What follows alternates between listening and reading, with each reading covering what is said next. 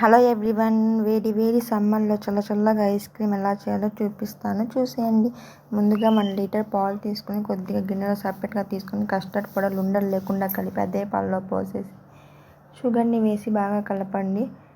ఉండలు లేకుండా ఇలా తిక్కగా వచ్చిన తర్వాత స్టవ్ ఆఫ్ చేసి పూర్తిగా చల్లగా అయిపోయిన తర్వాత ఒక బాక్స్లో వేసి స్టోర్ చేసుకొని ఫ్రిడ్జ్లో పెట్టండి. 1 అవర్ తర్వాత ఇలా వస్తుందన్నమాట. దీన్ని మళ్ళీ గ్రైండ్ చేసుకోవాలి. ఫ్రెష్ క్రీమ్ పల్లెటూరులో దొరకదు కాబట్టి మీగడ కూడా వేసుకోవచ్చు, నో ప్రాబ్లం. ఇప్పుడు టైం వచ్చేసి midnight 12 అవుతుందన్నమాట. నేను మా అక్క ఎప్పుడు ఐస్ క్రీమ్ చేస్తున్నాను, ఎందుకంటే టుమారో మళ్ళీ ఐస్ క్రీమ్ తినాలి కాబట్టి. చూసారా, ఇలా మీగడ వేసేసి ఇలా నురుగు వచ్చేంతకు గ్రైండ్ చేసుకుని ఒక బాక్స్లో ఓవెన్నే స్టోర్ చేసుకోవడం, అంతే, సింపుల్. నా వీడియో మీకు ఎలా అనిపించిందో కామెంట్ చేయండి. వీలైతే షేర్ చేయండి, నా ఛానల్ని సబ్స్క్రైబ్ చేయండి. ఐస్ క్రీమ్ ఎలా ఉంది? చాలా బాగుంది, మీరు కూడా ట్రై చేయండి.